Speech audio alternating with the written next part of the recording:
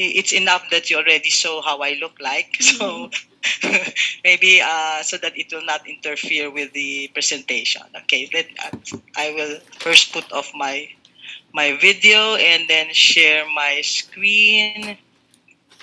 Mhm. Okay, is that okay? Can you see my slides already? Thank you. So Yes, doctor. can you anybody read what's written on the screen? Dystocia, doctor. Thank you. Okay, thank you very much. So again, no, what I will be discussing will be dystocia, particularly labor pattern disorders. I have nothing to disclose except that I borrowed a few slides from my very good friend Dr. Solis, particularly the illustrations regarding the Friedman's curve.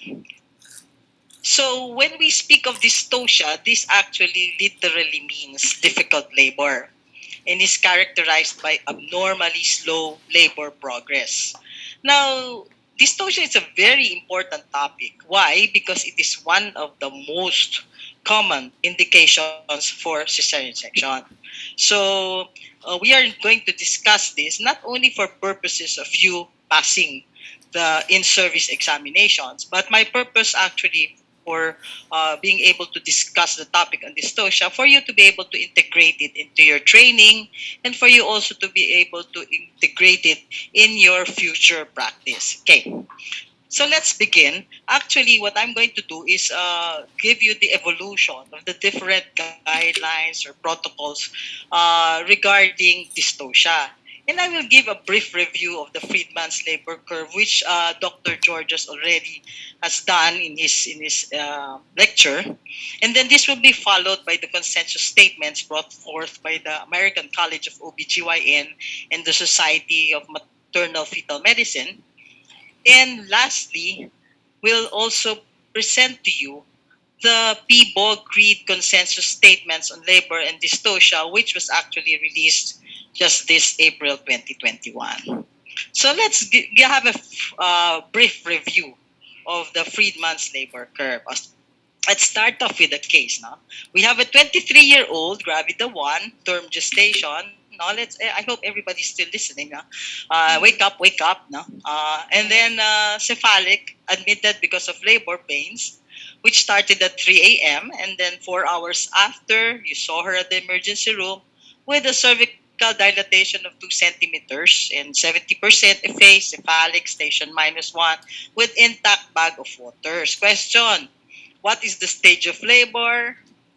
I'm sure this is very elementary. This is an elementary question because you listened to Dr. George's lecture earlier. So I'm sure you will answer it as what? I will not be able to call on anybody because you're so many. And then the next question is, what phase of labor is she in? Okay, let's use the Friedman's curve. No? Actually, Friedman, way back in the 1950s, not even I was born during that time, described the normal progress of labor. And he actually described it by graphing it, the cervical dilatation against time. No? And he actually used a sigmoid pattern. No? It was to represent the normal curve. So if you have this patient who was admitted actually at 2 centimeters dilatation, no? What stage is she in actually? As lectured earlier, she is in the first stage of labor, which actually starts from the uterine start of uterine contractions or start of uterine cervical dilatation to full cervical dilatation. So she's in the first stage of labor. And what phase of labor is she in? The normal labor was actually divided into a latent phase and an active phase. And this active phase was further divided into an acceleration phase, a dilatational division, a dilatational phase of maximum slope, and a deceleration phase. Okay, so and it was also discussed earlier that the Friedman's curve or the normal course of labor has been divided into three functional labor divisions, which are the preparatory division, which encompasses the latent phase and the acceleration phase, the dilatational division, which encompasses the phase of maximum slope, and the pelvic division, which encompasses the deceleration phase and the second stage of labor.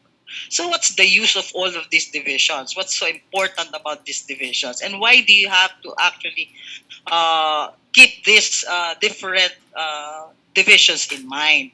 The preparatory division, including the dilatational division, actually, and uh, together with the latent phase and the active phase, actually is testing the powers, no, the uterine contractions. Therefore, all disorders that will fall in these particular phases or particular divisions, the first thing that you have to make sure of is that uterine contractions are adequate.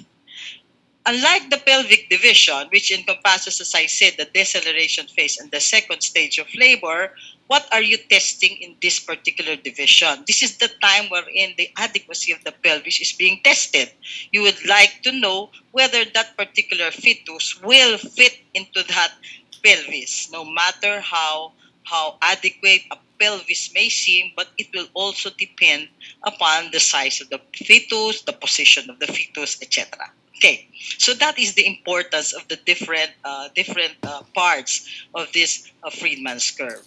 Okay, so let us let us start with the first disorder. So we're talking the Friedman's. Do not confuse yourself yet with with the later protocols. So if that cervical dilatation did not progress for a certain period of time, then this could be considered a prolonged latent phase, which was defined as a prolonged latent phase of more than 20 hours in nulliparous and more than 14 hours in multiparous. And we should always remember that there are factors that affect the latent phase, which are false labor, sedation, an unripe cervix or a thickened, undilated, uneffaced cervix, and even epidural anesthesia. So you have to look at these different conditions that will affect the latent phase. And therefore, there is this recommendation that you should not do amniotomy during this period because you might just be dealing with false labor.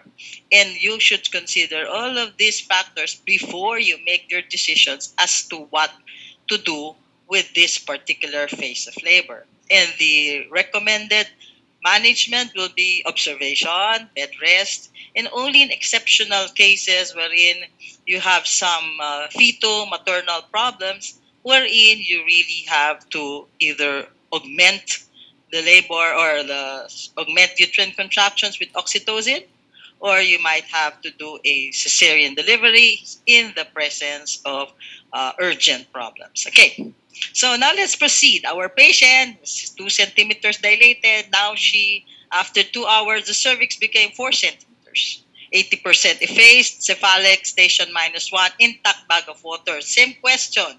What is the stage of labor? Again, very elementary. She's still 4 centimeters dilated. She's still in the first stage of labor, di ba? Okay. So now let's ask, what is the phase of labor? What phase of labor is she in now? 4 centimeters. Ano ba yan? Is she in the latent phase or is she already in the active phase? We're talking of Friedman's curve. The Friedman actually mentioned that the active phase starts at 4 centimeters. And the progress of cervical dilatation goes by about 1.2 centimeters per hour in nulliparous and 1.5 centimeters per hour in multiparous. Okay, so when there is a slow or there's a slowing, this criteria of 1.2 centimeters per hour is not met, then you call that a protraction. Huh? There's a slow dilatation.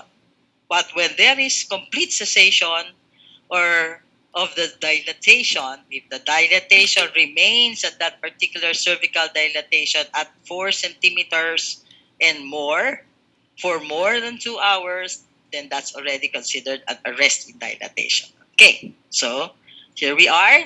This is an illustration of a what?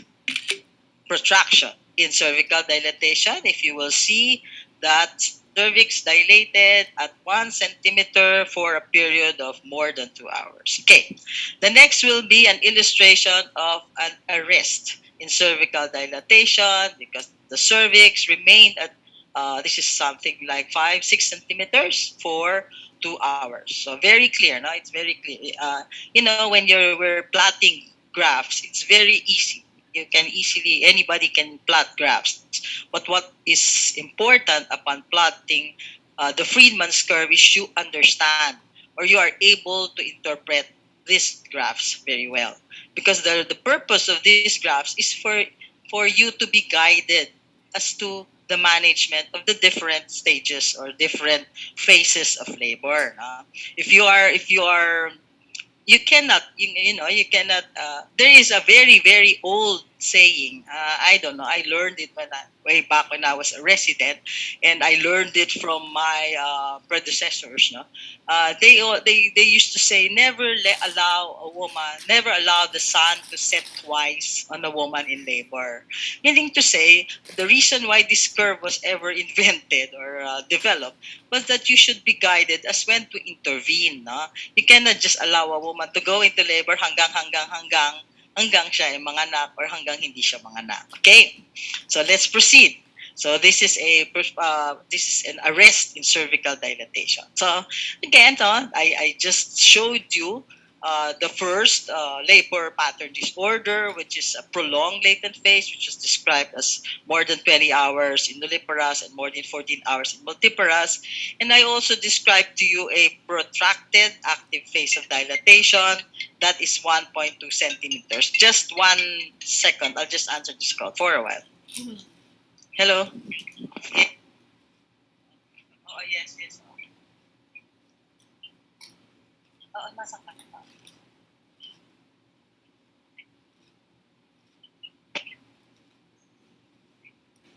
Oo, wala mo yung physical kan. Ako takot na. Kumanto ka na lang sa gray na gate. Trees, magaling papuntang tao. Lapit sa Top Avenue. Oo, malapit lang sa Top Avenue. Kumanto ka na lang, please. Kumanto ka. Sorry for that.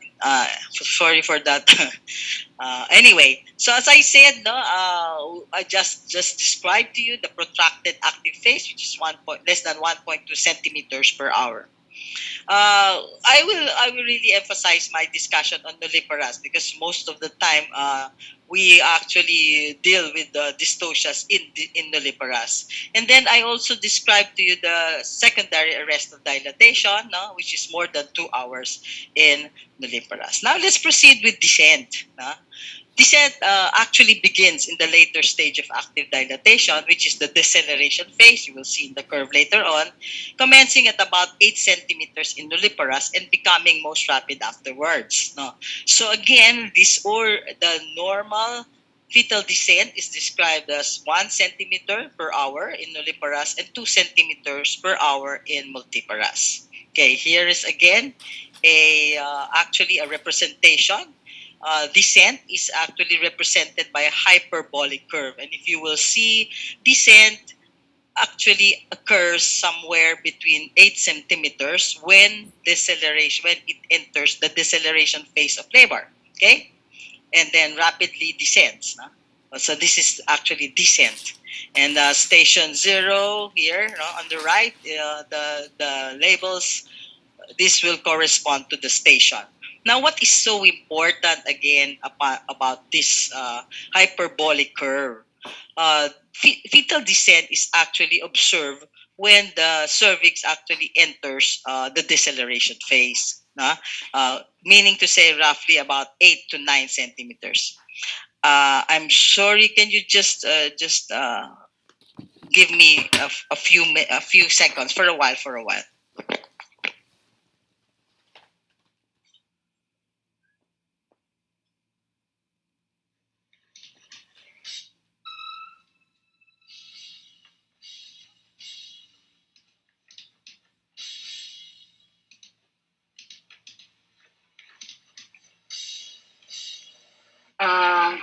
I'm sorry for the sorry for the interruptions. Again, I will proceed. No? So again, what's so important about this descent curve? No? Uh, Knowing that descent only occurs at the deceleration phase, this means disorders in descent will not occur during the latent phase and in the acceleration and phase of maximum slope. Therefore, descent disorders will only occur during the pelvic division, which is deceleration phase and second stage. And I will again reiterate this later on. Okay. So as I mentioned, descent is normally progresses at 1 centimeter per hour in nulliparous and 2 centimeter per hour in multiparous, and it becomes protracted if there's slow descent. If you do not meet this requirement, then it is considered a protraction, and an arrest is considered an arrest when the descent does not occur beyond 1 hour, does not descend, and it does not go beyond station zero, and if there is totally no descent during the deceleration phase or the second stage of labor, then that's called the failure of descent, meaning to say that head did not go beyond station zero. Okay, so here we have what we call a protracted descent because again, you did not meet the requirement of a 1 centimeter per hour of descent, and this is what we call an arrest in descent. When that head actually went beyond station zero, but stopped from descending further on. And this is what we call a failure in descent because it never descended. It never went beyond station zero. Okay? So, again, let us just look at the table of what you call this, of the different disorders which I described, the protracted descent of less than 1 centimeter per hour. I'm sorry, let me go back. And this one is your arrest of descent, which was described as more than 1 hour of the descent not progressing. And if you will see here, there's just a description of failure of descent. There is no descent in deceleration phase or the second phase, second stage of labor. So here is where some confusion comes in, which I will more or less what you call this describe to you or explain to you. Okay, now let's go to the last part of the Friedman's curve, which is second stage of labor. Normally will be 50 minutes in nulliparous and 20 minutes in multiparous. And it was stated that a second stage is prolonged if it is more than 2 hours in nulliparous without epidural and more than 3 hours with epidural, and more than 1 hour in multiparous without epidural and more than 2 hours with epidural. So that's the definition of second stage of labor. Now, what happened? Various authors actually, so can you imagine Friedman developed this curve way back in the 1950s. So various authors challenged Friedman's conclusions about the course of normal human labor. So there were many studies, 1970, 1999, 2002, 2010, and actually there was even another one. Rouse was actually the another author who also looked into the actual course of normal human labor. And which is why, because of the several studies that came out, and particularly the studies of Zhang in 2002 and 2010, the criteria and management of abnormal labor have recently undergone so much changes. And therefore, in 2014, the American College of OBGYN and the Society of Fetal Medicine, Maternal Fetal Medicine, issued their first obstetric care consensus entitled Safe Prevention of the Primary Cesarean Delivery. It was actually published in 2014 but reaffirmed in 2016. Okay, this consensus statement was actually a response to concerns that cesarean delivery was overused in the United States. Maybe this will also hold true for us here in the Philippines. But anyway, these new recommendations from the consensus committee are based on more recent data used to revise the definition of contemporary labor progress and reflect a significant revision of the pre-existing understanding of a normal labor. So, parang if you will follow all of the protocols of the guidelines that are being shown by the Friedman's curve, no, they found that there was an increasing incidence in the cesarean section. So they were saying that as they view the normal progress of labor, so they did studies on several patients to be able to come up with the average times uh, they of a laboring woman, actually, of a woman in labor. Okay, so the first consensus statement actually dealt with the definition of the arrest of labor in the first stage, and they actually um, defined spontaneous labor which occurred more than or equal to 6 centimeters dilatation and with membrane rupture in one of the following. So, before you can make a diagnosis of arrest of labor in the first stage of labor, there should be a cervical dilatation of 6 centimeters or more, and then you should have had 4 hours of adequate contractions, or as evidenced by a 200 Montevideo units. Or you can still extend it to 6 hours or more of inadequate contractions and no cervical change. Okay. So 6 centimeters, 4 hours, 6 hours. Okay.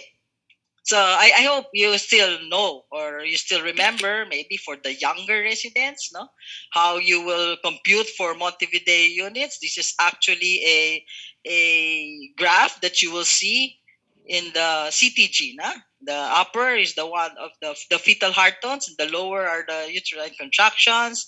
They are calculated. You subtract the baseline uterine pressure from the peak contraction pressure for each contraction in a 10-minute window. So this is a 10-minute period, no?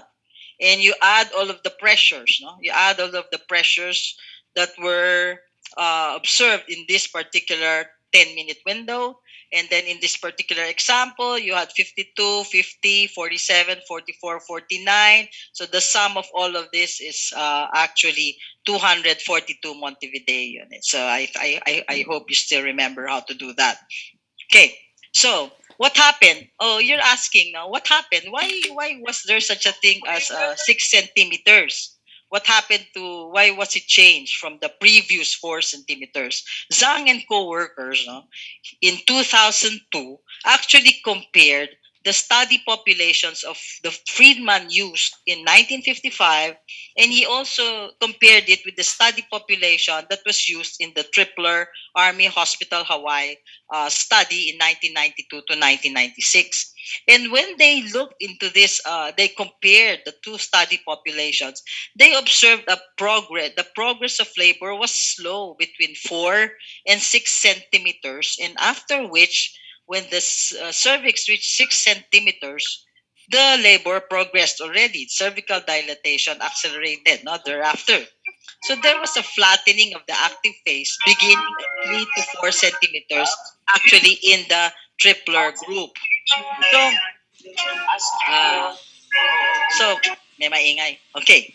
Okay. So again, no, the 6 centimeter rule was actually derived for because they found that the active labor, there was a slowing of the rate or a flattening of the slope of the cervical change in the first stage of labor. And as represented by these two curves, the blue one is Friedman's curve in 1955, and the red one is the Zhang's curve in 2002. And you will note the flattening of the curve of the progression in cervical dilatation, which they saw between 3 to 4 centimeters. Okay? I hope you got that. So let's proceed with the consensus statements of the ACOG, the SMFM. Okay? So the first statement was that they upheld, they kept with the definition of Friedman. A prolonged latent phase, which is more than 20 hours in nulliparous women and more than 14 hours in multiparous women, which they said should not be an indication for cesarean delivery. That was also what was said in the previous guidelines of Friedman. And if you will see, no, again, based on the Zhang's free curve, no, you will see that there was no illustration of the, what you call this, the latent phase. They did not give much attention to the latent phase, and neither did they give much attention to the deceleration phase. We will discuss that later. So after which they said, no, with regards to protraction, a slow but progressive labor in the first stage of labor should not be an indication for cesarean delivery. And again, should there be a protraction in the cervical dilatation, the management would be better off with observation, and maybe you should look into the powers. No? As I mentioned earlier, when it comes to latent and the acceleration phases, you should look address first uterine contractions. Okay. And then this was already stated, cervical dilatation of 6 centimeters should be considered the threshold for active phase of most women in labor. Thus, before 6 centimeters of dilatation is achieved, the standards of active phase progress should not be applied. So, if that cervix has not yet reached 6 centimeters, then you will not yet make a diagnosis of arrest in cervical dilatation. And all the more, if the arrest in the cervical dilatation, there should be rupture of membranes, and the failure of progress is 4 hours despite adequate uterine activity, or could be extended to 6 hours of oxytocin administration with inadequate uterine activity and no cervical change. Okay. So again, let me show you again just to represent it for you to easily understand it. 6 centimeters is the threshold for active labor. Yes. With a 4 hour of observation. Okay? And can be extended to maybe 6 hours if it was only now that you started. Maybe if you started oxytocin only somewhere here, then maybe you can extend it for a little more, provided you can establish that you had good uterine contractions. Then that 4 hour of observation will be sufficient. Okay. So now, with regards to second stage of labor, with they also, the consensus statements did not have a specific absolute maximum length of time in the second stage of labor, B1, which all women should undergo operative delivery. They did not identify, not like Friedman, they identified the the amount of time, no, the duration that you would observe the woman in the second stage of labor. But however, before you diagnose, the consensus statement stated, no, that before diagnosing arrest of labor in the second stage, if maternal and fetal conditions permit, you should allow the following: at least 2 hours of pushing in multiparous women and 3 hours of pushing in nulliparous women. Okay, so 3 hours ang prolonged second stage of pushing. Longer durations may be appropriate on individualized basis. Example, if there's use of epidural analgesia or with fetal malposition, as long as progress is being documented. Okay, so ayun na tayo, no? Prolonged second stage of labor, full cervical dilatation for 3 hours. Okay?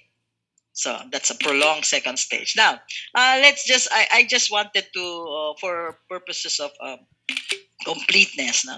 So that you will be aware of the consensus statements that was released by the ACOG. Operative vaginal delivery in second stage of labor by experienced and well-trained physicians should be considered safe, acceptable alternative to cesarean delivery. Training in and ongoing maintenance of practical skills related to operative vaginal delivery should be encouraged.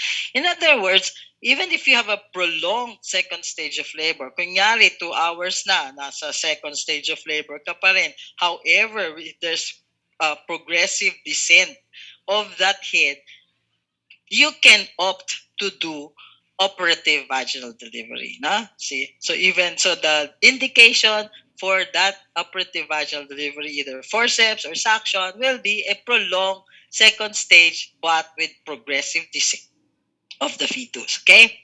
Now, there has been also a recommendation, which I'm not very sure we really practice, no? Will be manual rotation of fetal occiput. No? So, you can do this again to prevent, no? Or to diminish the incidence of doing cesarean sections. No?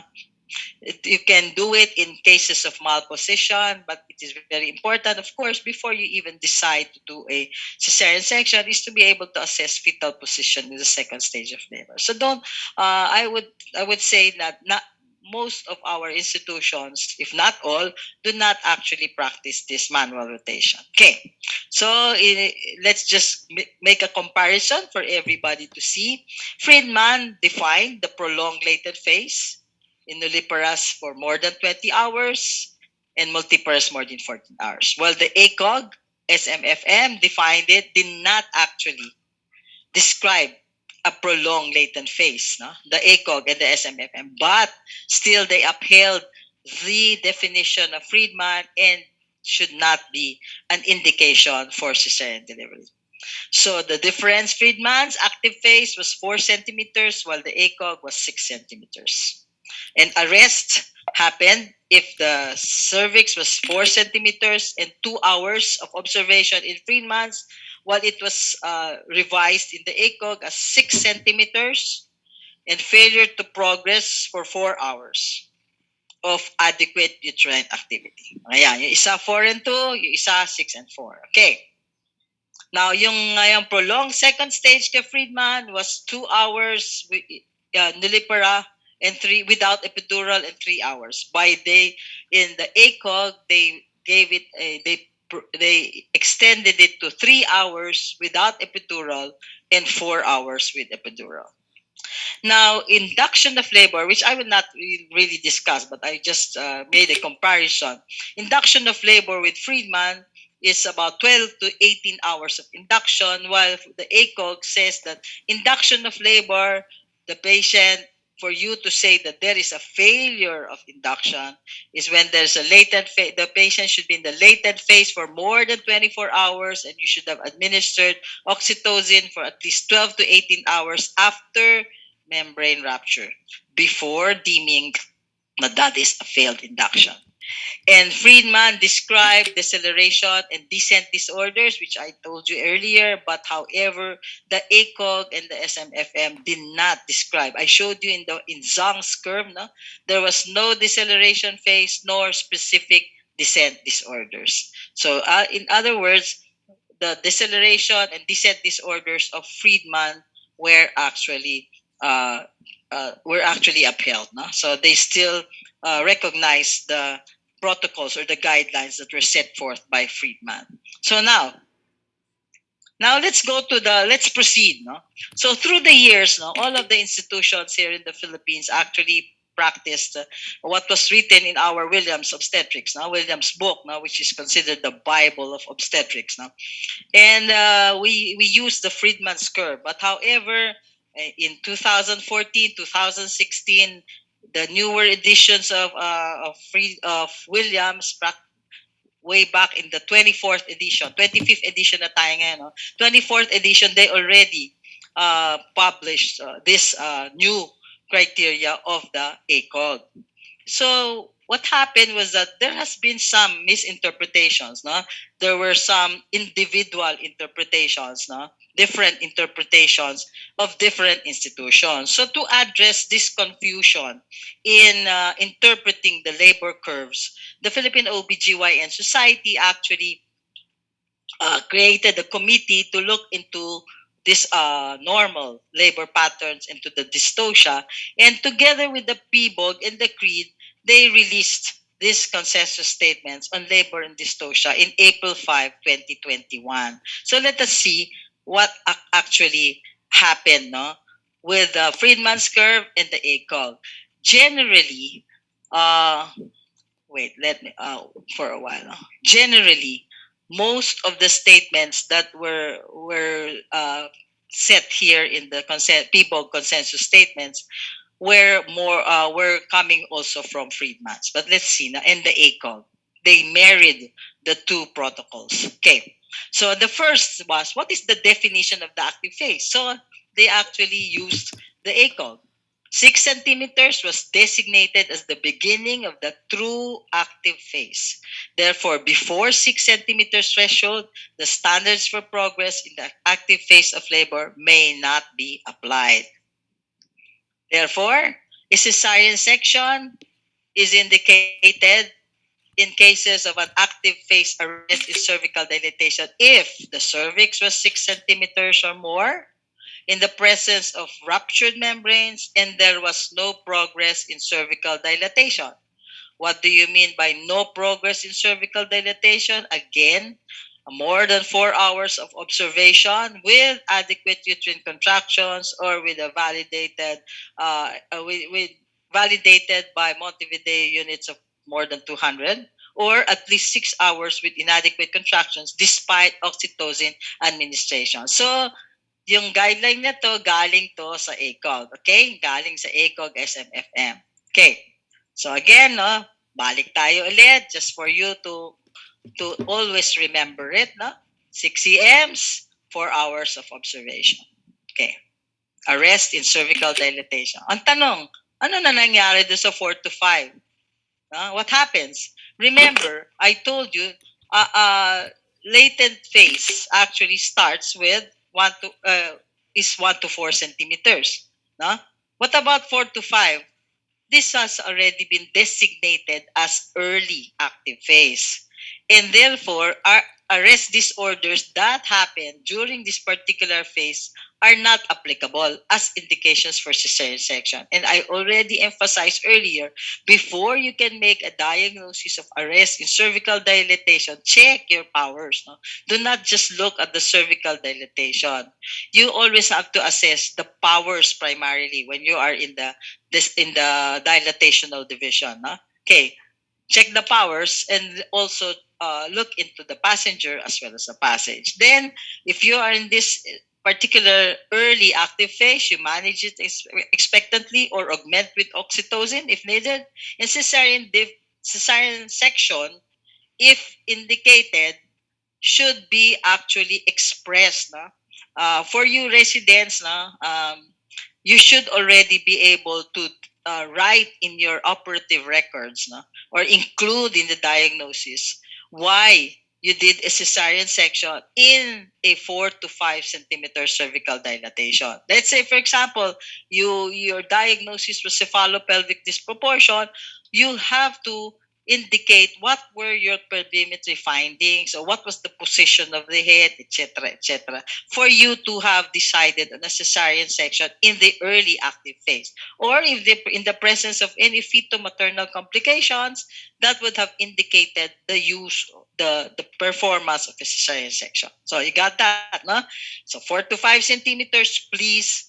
You'll have to include in your preoperative diagnosis as to what was the indication for cesarean section in this particular phase of labor. Okay. Now let's go now to how do we manage now. Let's go to all of the abnormal patterns of labor that I described earlier. And as I mentioned, the other Friedman's criteria for the indications for a cesarean section still hold. Okay. So let's start. Prolonged latent phase, no? Ganun pa din, no?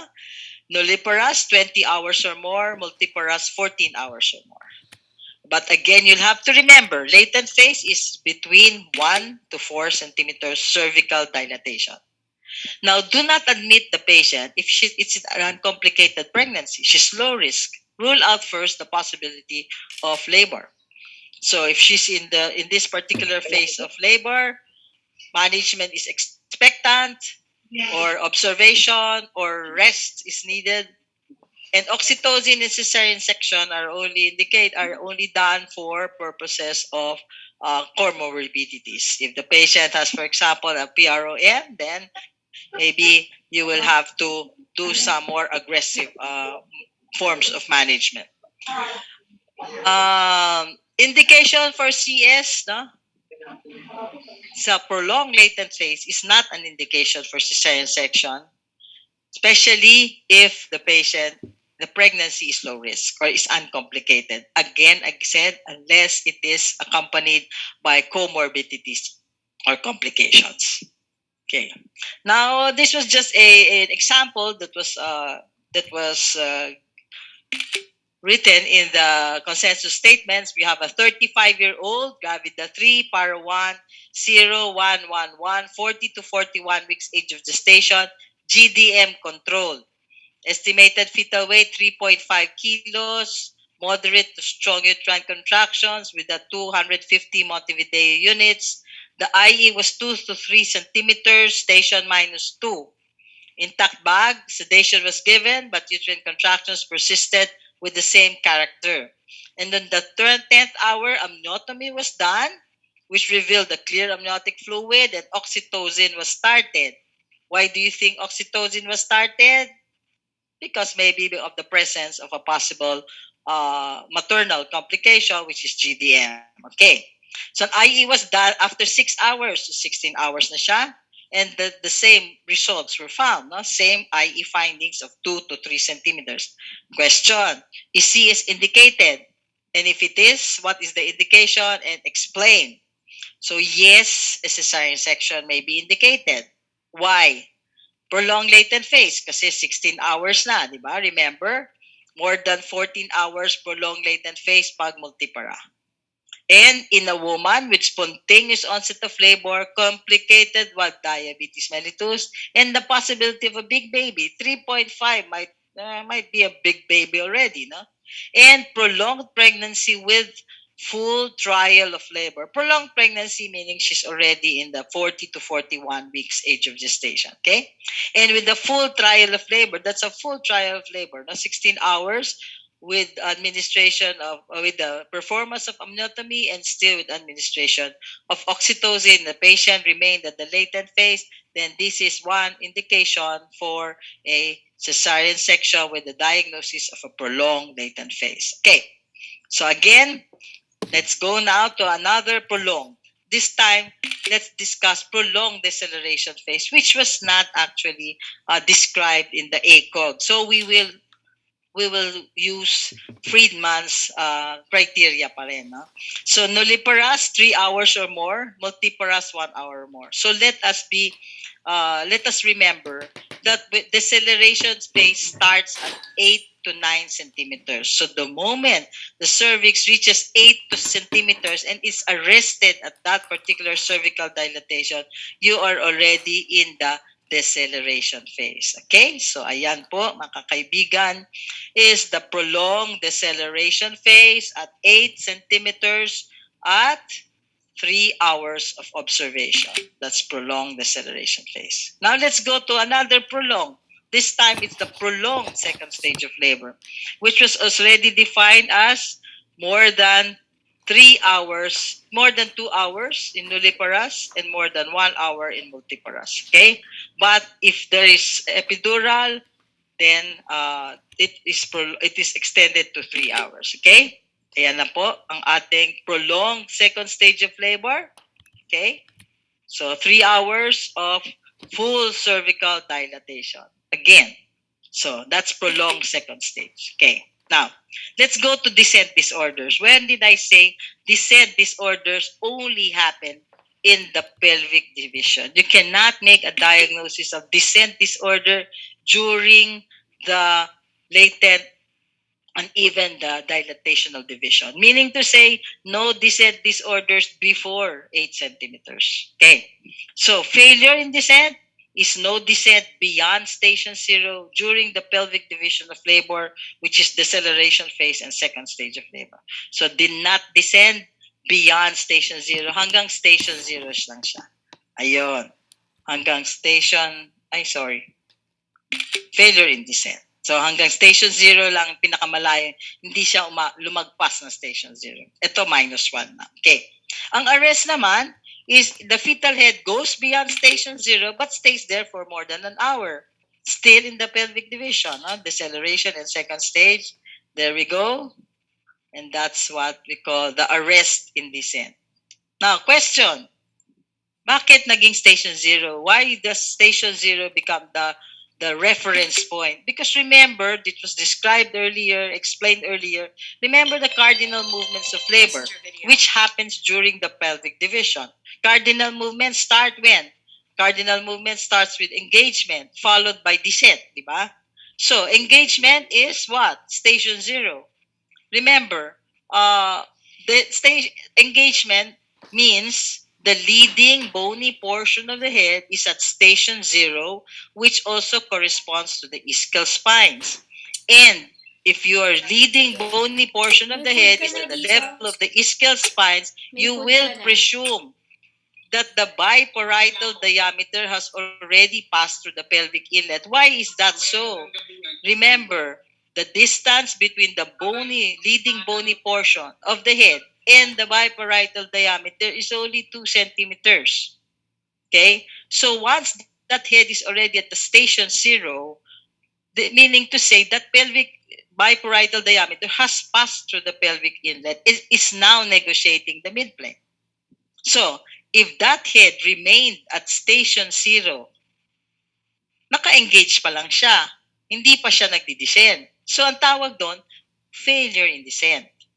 However, if that head went beyond station zero, meaning to say, nasa station zero siya, then it descended to plus one, it had an initial descent, but it stayed in that particular station, so then you call it an arrest in descent. I hope you understand that. I hope you understand the reason why station zero is the reference point as far as descent is concerned. Okay? Well, now, when we speak of descent disorders, I always emphasize occurs only in the pelvic division, but it is not a sole indication for a cesarean section and must be correlated with the abnormality of the deceleration phase or second stage of labor. A cesarean section is indicated only if the criterion for prolonged deceleration or second stage of labor is satisfied. So, if, for example, you have a patient who has a disorder, kunyari failure of descent, pero 1 hour pa lang siya na what you call this 8 centimeters, 1 hour pa lang. Is that already an indication for cesarean section? No, no? No. Hindi pa. You'll have to meet the criteria for a prolongation of deceleration or a prolongation of the second stage of labor before you can before it is indicated to do a cesarean section. Let's look at this. Ano tawag nyo dyan? 'Di ba? Ano tawag? Prolonged deceleration phase, 'di ba? Because 3 hours of 8 centimeter dilatation and failure of descent, meaning to say your primary diagnosis is prolonged deceleration phase and your secondary diagnosis is a failure in descent. Hindi pwedeng failure of descent lang. Okay? So that's it. And then you should also determine where the contraction or where the disproportion happened, and this is in the at the inlet. Why at the inlet? Because the head is still at station -1. Nandun pa siya sa inlet. The head is still at the inlet, and including the biparietal diameter is still at the level of the inlet. It did not go beyond because remember, station zero, the ischial spines, you are already at the level of the midplane. That's the boundary, no? When once you enter the ischial spines, nasa midplane ka na. Okay. Now, ay, bumalik ba? Oh, here. Then this the second is, what is this? You have a full cervical dilatation for 3 hours and a descent at station +1. So what is your primary diagnosis? A prolonged second stage, an arrest in descent again because the station reached +1. Now at this time, contraction is at the level of the mid pelvis because the what you call this, the station already is at +1. The moment the station is at 0 and +1 and further down, that is a mid pelvic contraction because again, station 0, ischial spines is the boundary of the mid plane. Again, I think I am almost done. Again, my dear Oh my God. residents, I hope I have made it very clear with you. And just to make it very simple, I would just like to summarize it. Number 1 to 4, cervical dilatation of 1 to 4, that's Latent latent. phase. 4 to 5, that's early Early active active phase. phase. 6 and 7 centimeters, that's when you can do arrest in cervical dilatation. 6 and 7 centimeters. 8 and 9 centimeters is already a prolonged deceleration phase. And the full cervical dilatation is 10 centimeters. That's where you can make a diagnosis of a prolonged second stage. When it comes to descent, my dear children, There's my no dear descent. residents, station 0 is what? Failure. Failure of descent. Kasi hindi siya nag-descend, hanggang engage lang siya. And station +1 is arrest in descent kasi nag-engage siya and nag-initial descent siya and arrested. Kaya station +1 is arrest in descent. Pag ikaw naman na nasa station 0 and station -1, station -1, sorry, that's inlet contraction. And station 0 and lower Mid is mid-plane plane. contraction. Maraming salamat Oh at my magandang gosh, thank umaga po sa you. inyong lahat. I hope, my dear residents, you have learned and you have been clarified by some of the supposedly confusion that may have been in your minds for the past so many years, and even during your residency. And good luck to your in-service examination. And I hope you just do not prepare and review and study just for examinations. I hope you do this on a regular basis for purposes of training. Magandang umaga, and I hope you are all safe and dry. Thank you. Thank you. Thank you, Doctora. Thank you for that very comprehensive lecture.